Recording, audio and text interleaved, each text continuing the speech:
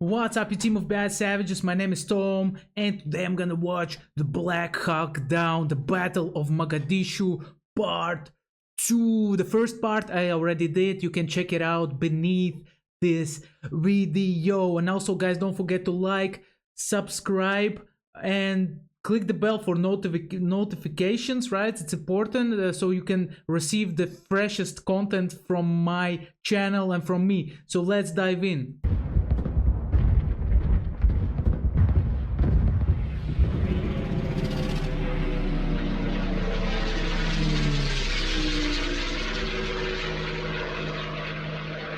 I love this channel, by the way. Romeo 6-4, this is Uniform 6-4. We've got a lot of vehicles that will be almost impossible to move, quite a few casualties.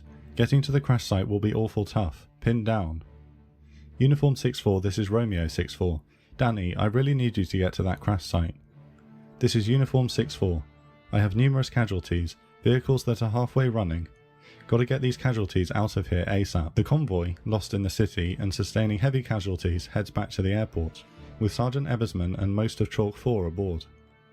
The Quick Reaction Force of 12 Humvees has tried to fight its way back into the city, but is ambushed en route and also returns to the airport. The Rangers and Delta operators besieged at the first crash site will have to fight on into the night. The Delta and Rangers have become mixed together during their fight to the first crash site. Ranger Sergeants Williamson and Goodell, Lieutenant Lechner, and Privates Nethery and Erico have been hit en route, and Delta Sergeant Fillmore has been killed with a shot to the head. Oh no. Throughout the fight to the crash site, the more experienced Delta boys offer reassurance and guidance to the younger, inexperienced Rangers, but those who witness Fillmore's death are shaken. In the eyes of the younger of the Rangers, the Delta Force guys are supermen. They aren't supposed to get killed. We must be in trouble. The rescue teams are frantically trying to remove the wounded and bodies of the remaining crew of downed Super 6-1, but the crash has crumpled the aircraft around them, and it will take many hours to cut them free. They first stabilise semi-conscious left side gunner Dowdy, believing that the convoy will be here shortly to evacuate him. A hail of fire punches holes through the aircraft's thin skin, and medics Mabry and Wilkinson both take hits to the hands. Oh. Despite this, and not wanting to move Dowdy from the aircraft under fire through the top side, they dig a tunnel out from under the aircraft, dragging Dowdy to a nearby building. The Rangers and Delta teams arrive at Marahan Road, a southerly road going uphill away from the crash. Also, one of the most crucial skills, in my opinion, for combat situations is like solving problems under the pressure. And let's not forget that when you do Jiu-Jitsu, Brazilian Jiu-Jitsu, I do 7 years already, basically you learn to solve the problems under the pressure. So maybe I have some potential, to become a Marine. Who knows? Maybe not. Occupy buildings on its eastern side. The fighting is already desperate and close quarters, and the force takes more casualties. Ideally, the teams would move into a coherent perimeter around the crash, but Lieutenant Perino has no choice but to radio Ranger leader Captain Steele to inform him that his Chalk is combat ineffective at their current location, with more wounded than can be carried. Captain Steele's group, further up the street, are also now rendered combat ineffective by the number of wounded. Steele sends a detachment across the street to improve their defensive perimeter. All teams will have to defend their positions until help arrives. At present, the men on the ground have no idea when that could be. Ranger Corporal Smith is hit on the street and is dragged into a courtyard nearby. Trying to stem Smith's blood loss, Delta Medic Sergeant Smid tries desperately to save the 21-year-old's life. He requests an immediate helicopter evacuation, or the young man won't make it. Man, listen, being 21 years old in a war, man, this is very tough, man. Imagine what kind of person you're gonna become if you continue to continue career as a soldier. Man, like, they get a lot of mental issues after that, man, a lot. Marahan Road is still too hot to land a helicopter, so the request is rejected. Lieutenant Perino watches on helplessly as Corporal Smith slips away. As day turns to dusk at 7:30 p.m, the 30-minute mission heads into its 4th hour, and the besieged Rangers and D-Boys are beginning to run short of ammunition, water, and medical supplies. The helicopters of the 160th Special Operations Aviation Regiment have been taking fire all day trying to hold the enemy back. 2 aircraft have been shot down, 2 more have crash landed at the safe Newport area, and most of the others have taken small arms fire. General Garrison has no choice but to order Black Hawk Super 66, piloted by Chief Warrant Officers Wood and Fuller, to conduct a dangerous resupply mission. They approach the area and come to hover 1 block south of the crash site. With a large concentration of SNA militia below attacking the US troops on the ground, a ferocious hail of fire begins to hit the helicopter.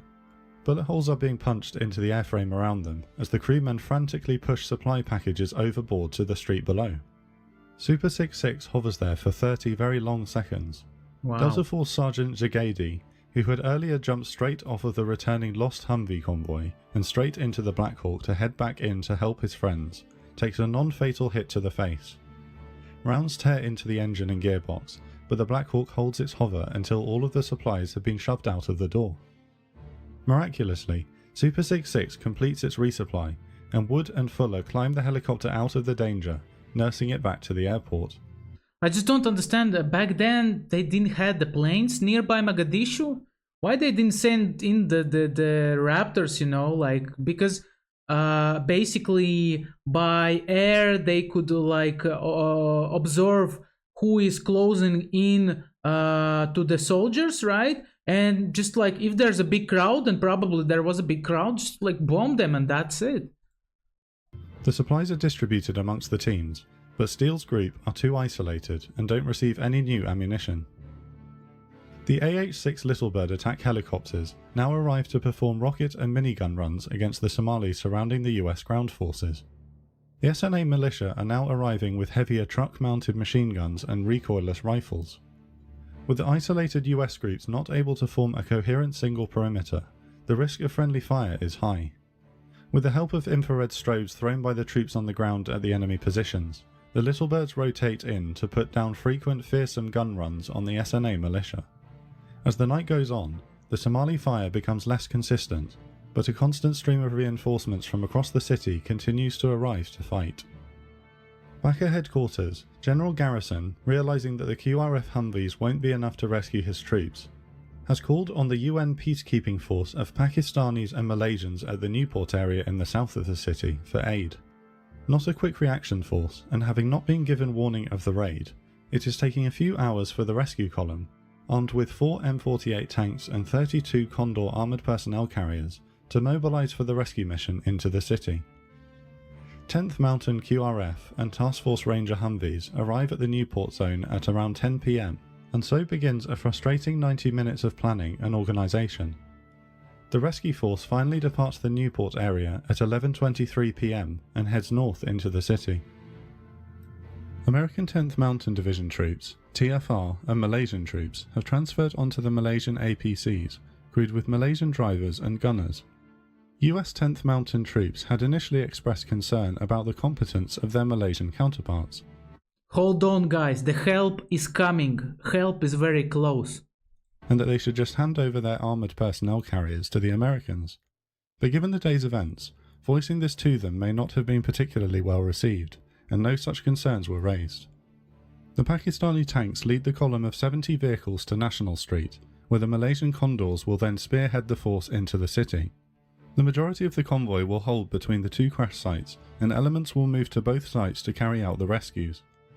For the most part, only the officers speak English, so organising the route, radio comms and rules of engagement has taken time. 10th Mountain AH-1 Cobras are now arriving on station to provide a much needed relief for the Littlebirds, providing relentless air support to the ground forces. Manoeuvring the armoured vehicles through the thin streets and alleyways isn't a good idea, so the convoy remains on the major roads as it navigates into the city. Their journey in is slowed by heavy fighting. While the APCs have some armour, the Humvees don't. RPGs flash towards them, and a rocket bounces off the hood of one Humvee. One of the transport trucks takes a disabling RPG hit, and the men on board scramble into nearby vehicles. Malaysian gunners pound nearby buildings with cannon fire to cover their movements. Despite the use of armour, the battle in is tough and slow for the 2-mile-long convoy. A Malaysian soldier is killed when an RPG hits the lead Condor. Usually, when like enemies want to kill the convoy, they attack the first and the last vehicle, because then all convoy is blocked. And this strategy, in my opinion, would be very efficient in this like landscape, because there's houses around and there's not a lot of space for tanks to maneuver. You know, if the first and last one will be caught in fire.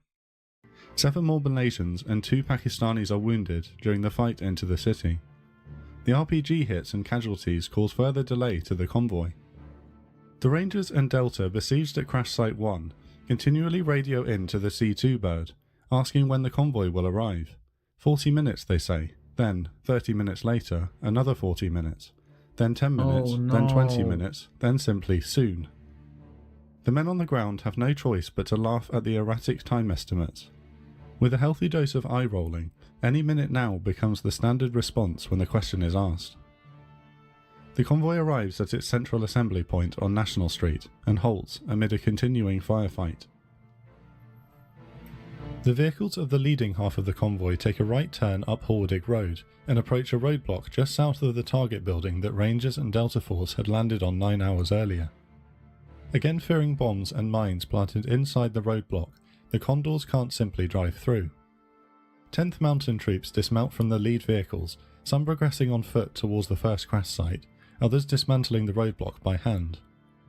The convoy and dismounted soldiers fight block by block through the city in a constant battle with the SNA militia. 23-year-old 10th Mountain Private James Martin is killed as he moves through the city on foot. To the south, rescue forces arrive at Mike Durant's Crash Site 2, but the crew are nowhere to be found.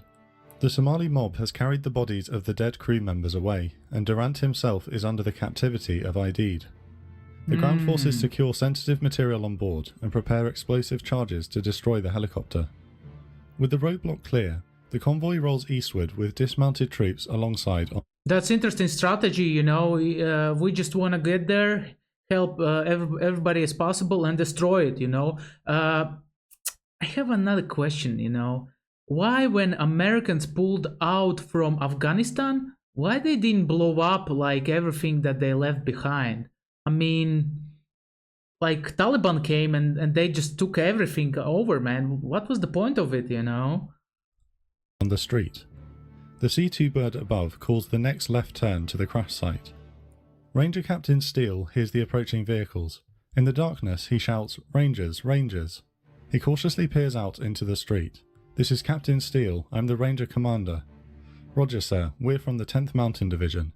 10.5 hours after the first TFR boots landed in downtown Mogadishu, their rescue column has arrived. The Humvees and Condors reinforce the Ranger perimeter and quickly get to work helping to free Walcott's body from the downed chopper. The cockpit is lined with bulletproof Kevlar, so attempts to saw through to cut him free are fruitless. Using chains attached to the front and rear of the aircraft, the Humvees attempt to physically pull the airframe apart. I bet that the soldiers who were surrounded, who were waiting for help, they felt so nice when those tanks came in. Man, this is such a savior, you know. I bet it was very nice. The efforts take several hours, and sunrise approaches. The Americans and Malaysians continue to hold off the city, with RPG rounds and vehicle-mounted heavy machine guns still battering them from all around. Wounded Sergeant Goodell in one of the Condors loses his cool and screams at the Malaysian drivers to get them out of here. "No, no, we stay," comes the response in broken English, and the rescue force holds the line. An RPG ricochets off another Condor, and again the driver calms and reassures his American counterparts.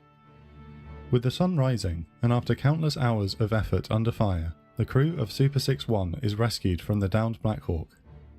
At 5:45 AM, the cover of darkness no longer offers its protective blanket, and the vehicles finally begin to roll south to rejoin the others, holding on National Street and Horwedig Road. There's a big problem, however. With the vehicles carrying dead and wounded on stretchers, there isn't enough room for all of the Rangers and Delta operators. They have no choice but to run the mile south to National Street on foot. The Humvees and Condors don't drive slowly enough for the men on the ground to use them as cover, and they find themselves alone. Man. After now 14 hours of fighting, Captain Steele leads 9 Rangers, all of the Delta Force operators, in the combat search. 14 hours of fighting, you kidding me? Now I understand why do they do the Hell Week, because man, listen, you need to be like a robot, basically, universal soldier, because there's gonna be like circumstances where when you will have to fight 14 hours, man. 14 hours with no rest. Man, this is mad. And rescue team through the streets of Mogadishu. They put down covering fire as they dart across each intersection. In daylight, there's no point in being slow and cautious. It's a miracle that only one man takes a hit to the shoulder, but continues anyway. A loud explosion sends Ranger Medic Specialist Strauss flying into a nearby bush. Sergeant Watson grabs Private Floyd and asks, "Where the hell is Strauss?" "He blew up, Sergeant." "He blew up? What the hell do you mean he blew up?" "He blew up." At that moment, Strauss picks himself up out of the bush, pointing to the burned hole in his vest where the flashbang grenade that had taken the round had been. Wow. They continue together. Finally, the exhausted men spot the column of APCs and Humvees waiting for them. Each now running on nothing but adrenaline, they collapse into the vehicles. The lone dash by the Rangers and D-Boys back to the convoy would become known as the Mogadishu Mile. With Pakistani tank support and with Pakistani troops dismounting to clear roadblocks, the convoy finally rolls out towards the Pakistani military-held stadium northeast of them at 6:20 am. In the disastrous Battle of Mogadishu, 1 Malaysian, 1 Pakistani and 19 Americans have been killed or will die in hospital of their wounds, with a further 82 UN troops wounded. Excuse me, I need to hear it again. Northeast of them at 6:20 am. In the disastrous Battle of Mogadishu, 1 Malaysian, 1 Pakistani and 19 Americans have been killed or will die in hospital of their wounds, 19. with a further 82 UN troops wounded and 2 helicopters shot down. What should have been... I'm just curious how many enemy were killed. I think much more than 19 people. In a 160-man, 30-minute mission to snatch 2 of ID's top ministers becomes a 15-hour nightmare, requiring a rescue force of 3,000 UN troops with tanks and armoured personnel carriers. Estimates for Somalis killed vary between 315 and 2,000 killed, including many civilians. What? Despite this, 3,000 kills! Oh my goodness! Oh my gosh! Imagine this, like 19 people got like killed from Americans, and 3,000 like from Somalians. Man, this is mad, man. This shows how well prepared army can destroy just crowd with weapons, basically. the engagement is an undoubted strategic victory for the underestimated SNA leader Mohammed Farah Aidid. His strategy to shoot down a helicopter and then collapse the city around the rescue effort has been successfully executed, and will eventually result in US withdrawal from Somalia. While the political and military fallout would rage for the next months, there can be no doubt in the bravery shown by both sides in the battle. Listen, why did the US was in Somalia in the first place? This is the question I would like to have answer for. 2 days later, amid public outcry over the event, President Bill Clinton orders a cessation of all operations against Aidid and appoints a new special envoy to Somalia to broker a peace settlement, announcing I did not had any sex relationship with this woman. I think he said it like that. US troops would leave the country no later than March 1994. US Secretary of Defense Les Aspin steps down, taking the blame for refusing requests for armored support to the mission in Somalia. Listen, look at this dude, man. I mean, and this dude is responsible for USA government, you know, like the president, some kind of big responsibility. Look at him, he's barely holding his mouth together, man. General Garrison also takes full responsibility, effectively ending his military career. After 11 days in captivity, Durant is released, and the bodies of the remaining crew of Super 6-4 returned in poor condition.